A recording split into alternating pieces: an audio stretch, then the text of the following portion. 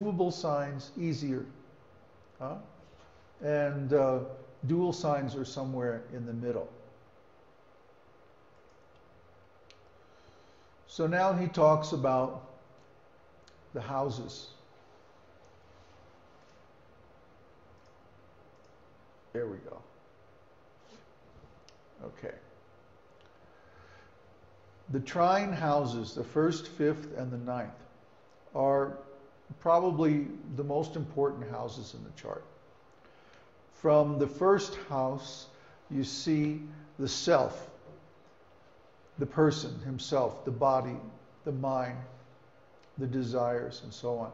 From the fifth house, you see relationships with other people, partnerships, family, and so on.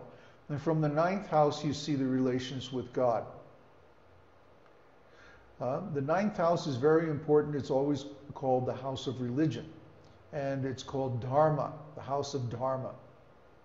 So we can see from the ninth house, especially, how a person relates to God, what type of religion or what type of spiritual practice they're suited for.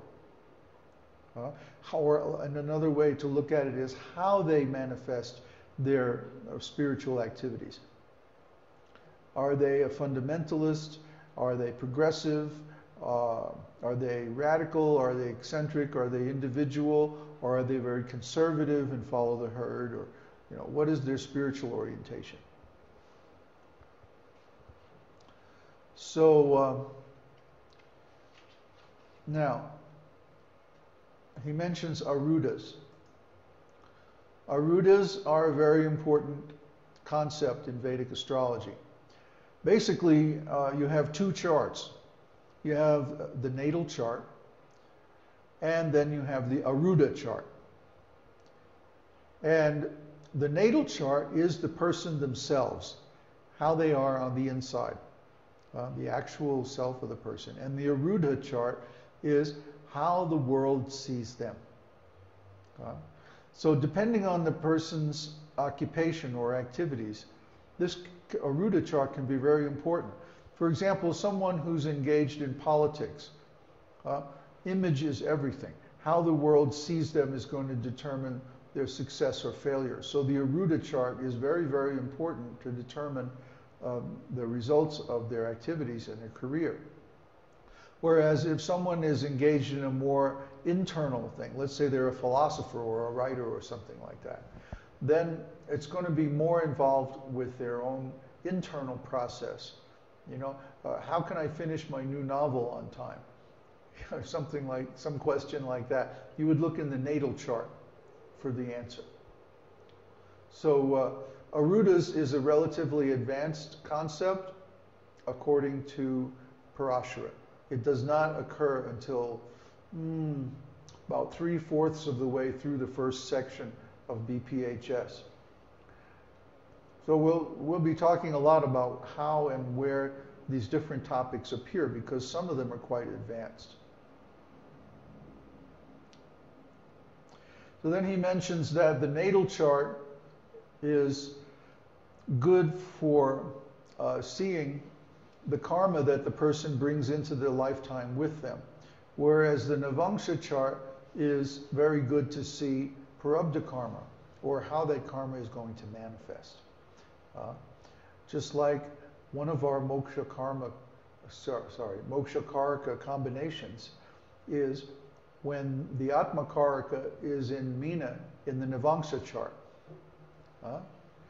That means that they're in the final birth, or in the final, like in the home stretch of their material existence. And they're just about ready. They've learned all the lessons there are to learn in this material life, and they're ready to get out. Okay.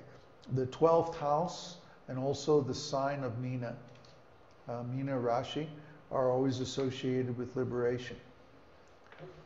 So we put a lot of stress on that, because we're looking for people specifically who want to get out of this material world.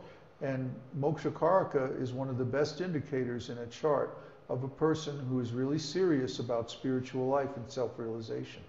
It means they have a very strong desire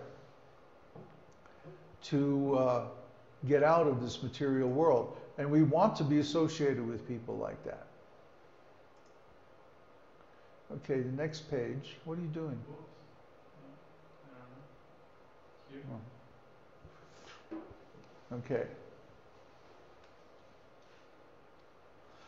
Now he mentions the prashna chart. A prashna chart is a special technique that's only mentioned in passing in BPHS, but it has become very prominent in modern practice of Jyotish because people have questions that they want to answer. In other words, astrology has become about fortune telling. And so this prashna technique has evolved as a means to answer people's questions in real time. Basically what you do is you make a chart for the moment of the question. When someone comes to see an astrologer in India, they'll do a chart of that time. And that shows the influences that are currently acting. For example, on the web, there are so many astrology sites that talk about the astro weather or the current influences on the different signs. And some of them are pretty good. Like we use the Yahoo one almost every day because it's really accurate, amazingly enough, even though it's based on sun signs. So prashna chart is a good indicator if you know how to read it. But we consider this an advanced technique, and we don't cover it in our astrology course because it's not really covered by Parashara. Nevertheless, there are whole books and series of books just on prashna. It's a very developed technique in modern astrology. Could we light some incense? There's too much smell. People next door are cooking garlic or something. Varga charts, that's what I was trying to remember. The Varga charts. Varga charts can also show karma. And specifically the D12 chart, the Dvadasangsha chart, shows karma coming from the family.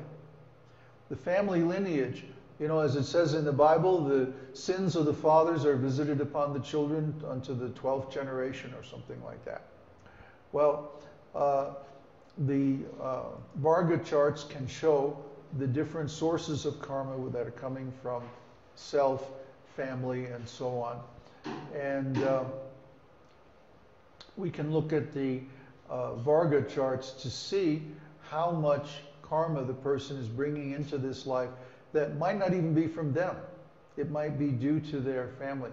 And a good question is, well, how is this karma passed down to someone? Well, the fact is, we're born from our mother's and father's bodies. And in the process of gestation and early childhood, then we have to hear from them and experience with them. And we pick up on so many of their habits and their ways of expressing themselves. And these become very deeply embedded in the mind.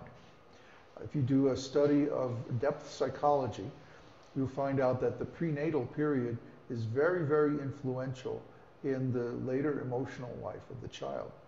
So if a person has a difficult prenatal period, then that can mark them for their whole life. On the other hand, we read about Vedic sages, including Parashara himself, also Shukadev Goswami, who learned the Vedas in the womb. So it's possible for the soul to absorb a lot of knowledge while in the womb. And we also pick up on our parents' karma and their different ways of looking on the world while we're in the womb. So if anyone wants to know, how is this karma passed down? That's one mechanism. Okay, before we get into the next section, I think we should change the tape because this might take some time. This is a good time if you have any questions.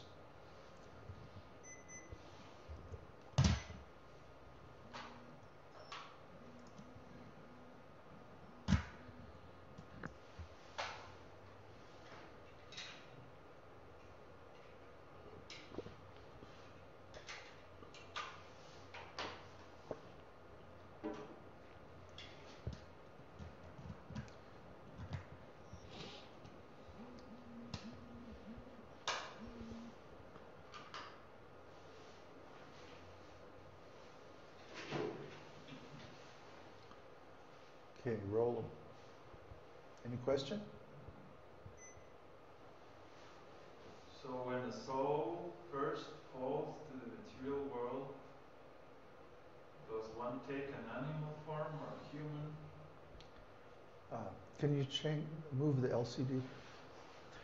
Usually, when someone falls to this material world, they come in at a very high level because they were just in the spiritual world and their consciousness is still very close to their original spiritual consciousness. So they might take birth in the planet of the sages or in the planets of the demigods. But because their desires are for material